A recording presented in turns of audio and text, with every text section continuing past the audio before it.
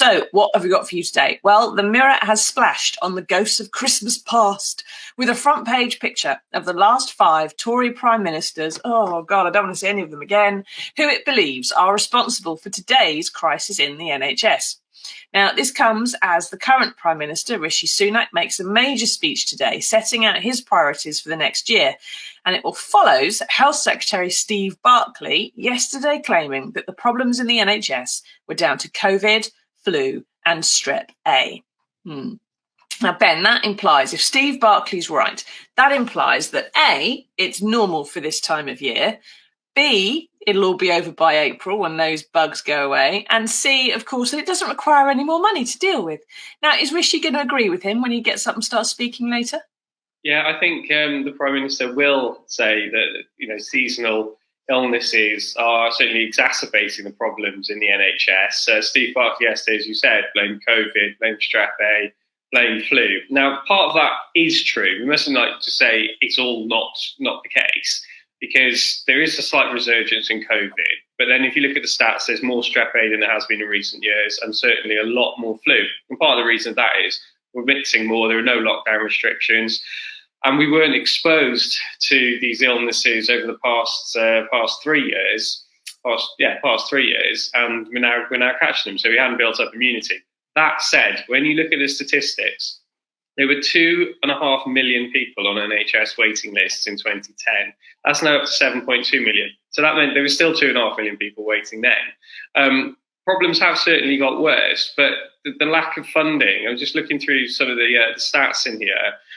The Health Foundation analysis shows average day-to-day health spending in the UK between 2010 and 2019 was £3,005 per person. That's 18% below the average of the 14 original EU countries, which stood at £3,655. So there is a lack of money going in, which the government would say, we're always putting more and more in. But the fact is, it's never enough, is it? Particularly not when 2/3 of the NHS bill is its staffing costs. And there are still 133,000 vacancies in the NHS. Exactly. And when you've got a lot of vacancies, actually staffing costs more because you have to spend more on retention, you have to spend more on recruitment, you have to spend more on getting people from overseas who cost more to recruit than people in this country, blah, blah, blah, blah, blah. It actually costs more to run something down than it does to run it. The staff who are working, because if there's not enough staff, the ones who are working are under more pressure. Therefore, they're more likely to, catch illnesses, go off sick with stress, be burnt out, that sort of thing as well. Yeah. Now, Copite Mark, who appears to be a Liverpool supporter, just a thought, if the Tories start to privatise the NHS before they're booted out, could Labour reverse it? Yes, in theory, any government can reverse what the previous governments have done. However, the process of starting to privatise, who knows when you could say that began? Did it begin under Margaret Thatcher in the 80s when Ken Clarke introduced the internal market? Did it begin or carry on under Labour, under Blair and Brown when they had private finance initiatives that just loaded hospitals with debt? Is it actually not actually started yet and we're still yet to see it? There are private companies providing healthcare now. They were paid billions during the pandemic to clear waiting lists. And look what Ben just told us. Didn't make any difference. Billions went to private healthcare during the pandemic to do the non-urgent stuff, and they had got no reason to do it well because the contracts didn't say you only get paid if the waiting list come down. They just say you got paid per bit. So who knows? And it's whether or not Labour could fix it, I suppose, without having any further private finance involved in the whole process. But get into the comments, ask us your questions. What do you think about the state of the NHS? Is it all down to the Tories, as the front page of the Mirror claims, or is there other stuff going on? Is it really COVID and flu and we get through this period and it will all be okay? Let us know. Now, inside on pages 4 and 5, is a good explanation, if to my mind, of why Steve Barclay is a prat, who must think we're all prats. Now, the main story across the top there about the NHS being unsafe, that quotes numerous medical specialists pointing out why it's the Tories' fault. But there may be some among our viewers who think that's just typical Mirror lefty politics blaming the Tories.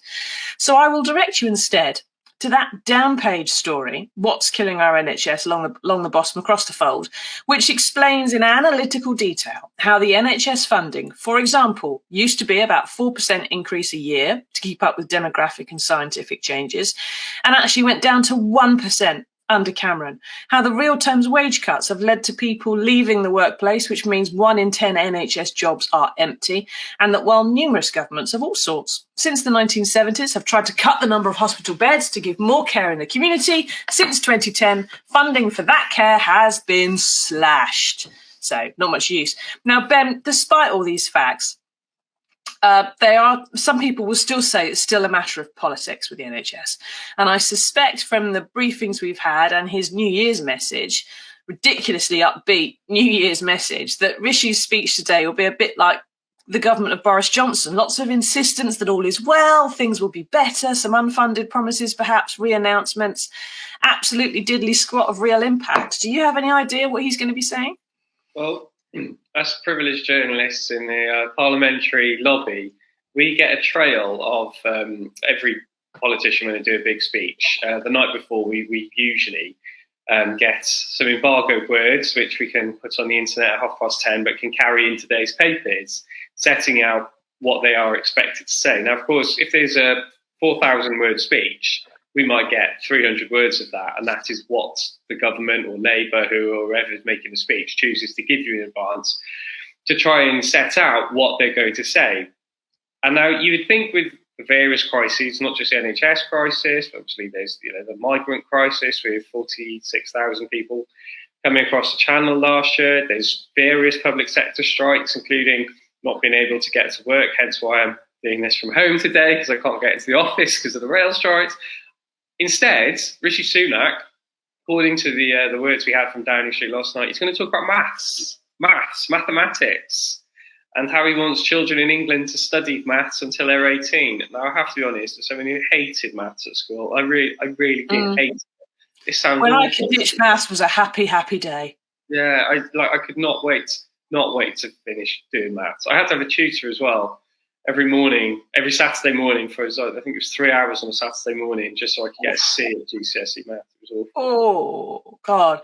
Well, when I was at school 1,000 years ago, they changed it so you had to do maths until GCSE, and that actually meant by the time you got to GCSE, you're doing actually quite advanced maths. There's a lot of stuff in there which you don't use in daily life. Put it that way, and it was a bit painful for people like us whose natural skill is words and not numbers, to having to do it for another 2 years into A-level. I had some friends who did A-level maths, and do you know what? They never spoke a normal language as far as I was concerned. They were Rain Man to the rest of us.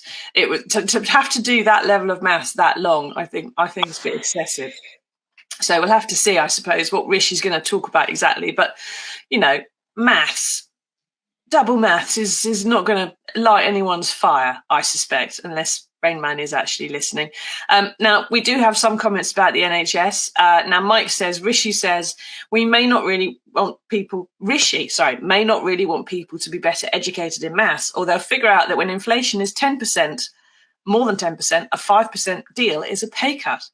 Of course, and if he talks about maths, Mike, he's going to get asked some fairly basic questions about how on earth you're going to find 47,000 nurses when you're cutting things by real terms here, or how you're going to find more warships when you're cutting defence in real terms, and so on and so forth. So yes, unfortunately, some of the journalists who are there will have done maths. Some of them even to A-level standards, maybe even with a private tutor like Mr. Privileged Ben over there, and may actually be able to do some sums while they're stood there on their feet, especially if they've got a notepad in front of them. I keep asking your questions. What do you think about double maths? What do you think about having to do maths a bit longer? Is that going to make a huge difference to your life? Will it mean, as Rishi seems to want, that we all go into a life and a career in finance and being in city bankers, because that's the only way to happiness and success? Now, Mike says, I wouldn't worry, I'm a maths geek. This policy will not happen. There is a crisis in maths teaching already. They'll never get the extra maths teachers they need. He wants a distraction from all the other crises.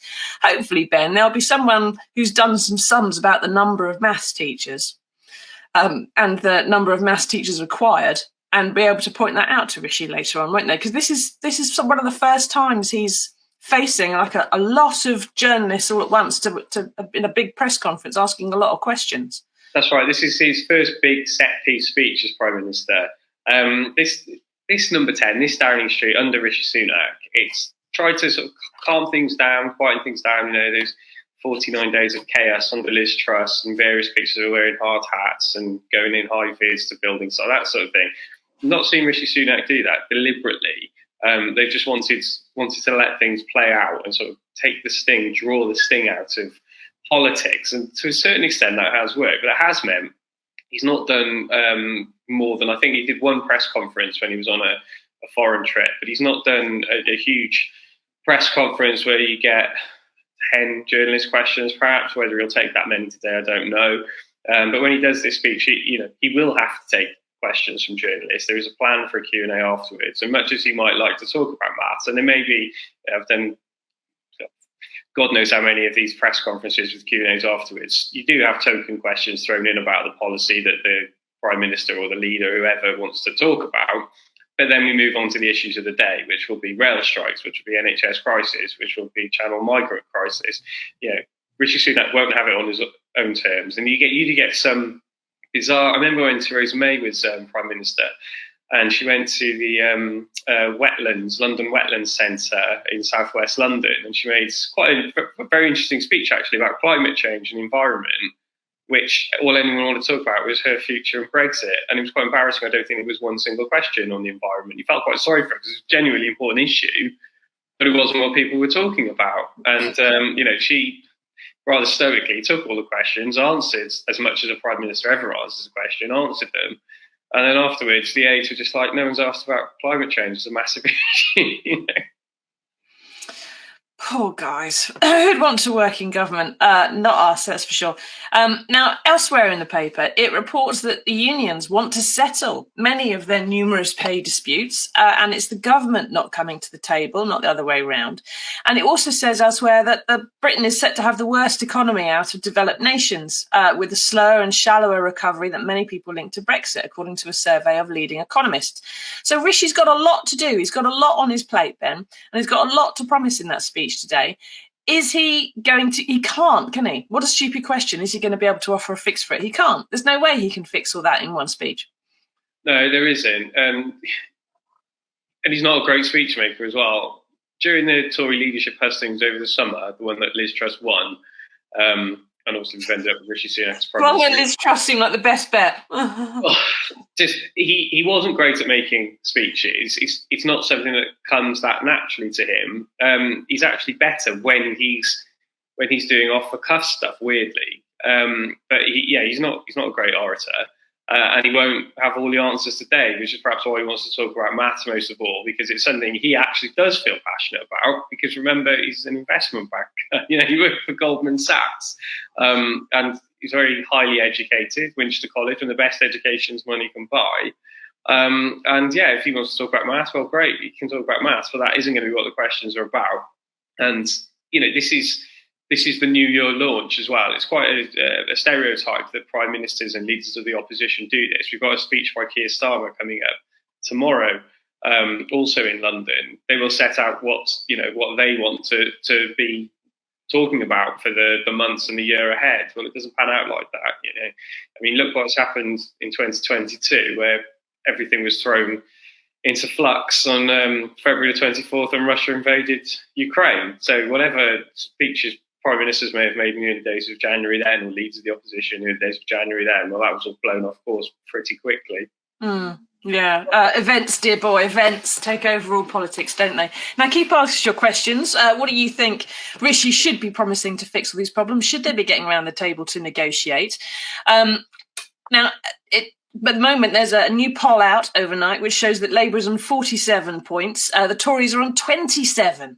So promising things that they might do after the next election, which he probably won't win. Not necessarily that great. He's probably going to get a rough ride later on.